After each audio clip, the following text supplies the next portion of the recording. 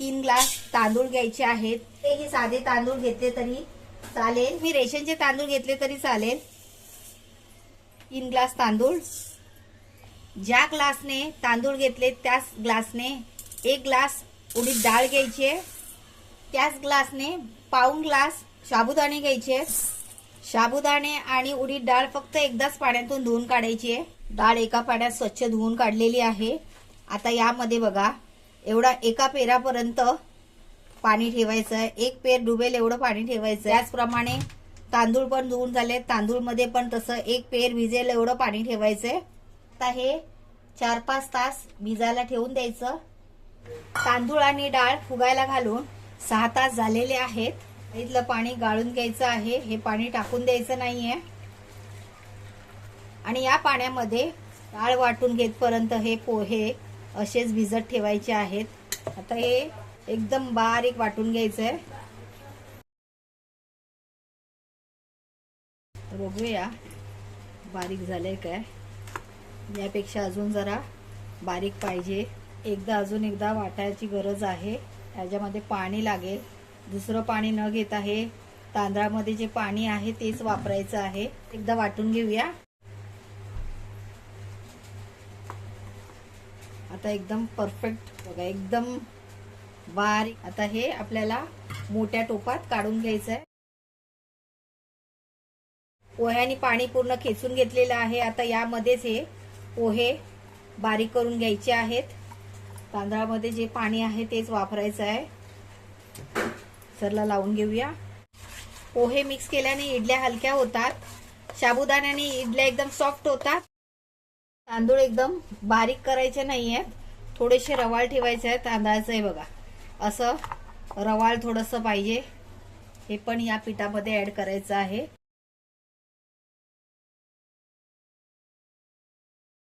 आता एकदा हाताने चांगलं एकजीव करून घेऊया। चांगलं फर्मेंटेशन होण्यासाठी 4 हिरव्या मिरच्या डेटा सकट याच्यामध्ये टाकायचं, याच्याने चांगलं फर्मेंटेशन होतं, पीठ चांगलं आंबतं। हे आता झाकण लावून 5 ते 6 तास उबदार ठिकाणी ठेवून द्यायचं। चला आता रात्री ठेवलेलं पीठ उघडून बघूया। आता मिरच्या काढून टाकायच्या आहेत।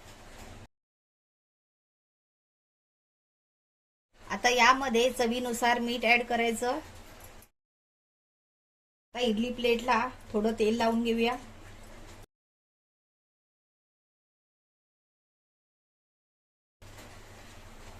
थोडं थोडं पीठ टाकायचं, जास्त भरून टाकायचं नाहीये।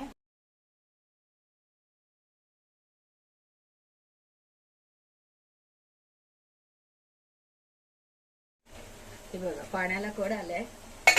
आता यामध्ये आधी हे छोटं भांड ठेवायचं, असं एकाच्या वर एक नाही ठेवायचं, असं वाफ यायला इथे जागा ठेवायची आणि असं हे भांड ठेवून द्यायचं दुसरं, आणि झाकण लावून 5 मिनिट वाफ द्यायची आहे। आता 5 मिनिटं झाल्यात, गॅस बंद करूया। आता हे भांड उघडून बघूया। यावर थोडासा पाण्याचा शिंतोडा द्यायचा आणि एक एक इडली काढून घ्यायची।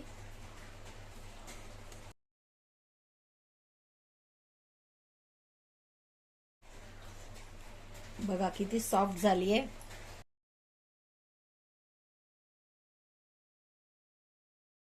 अशा प्रकारे सर्व इडल्या काढून घ्यायच्या आहेत। बघा किती सॉफ्ट झाल्यात आणि जाळीदार पण। सांबारची रेसिपी आपल्या चॅनलवर अपलोड आहे, त्याची लिंक डिस्क्रिप्शन मध्ये दिलेली आहे।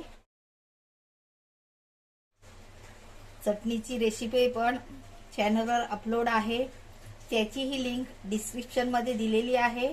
आणि पोडी मसाला गन पावडर याची लिंक पण डिस्क्रिप्शन मध्ये दिलेली आहे। गन पावडरवर थोडंसं तूप टाकायचं, म्हणजे इडली खायला अजूनच टेस्ट येते। तर मंडळी अशा प्रकारे इडली तयार आहे। रेसिपी आवडली तर लाईक, शेअर, सबस्क्राईब करा। वेळात वेळ काढून तुम्ही ही रेसिपी पाहिली त्याबद्दल खूप खूप आभार। लवकरच परत भेटूया अशाच एका नव्या रेसिपी सोबत। तोपर्यंत बाय बाय।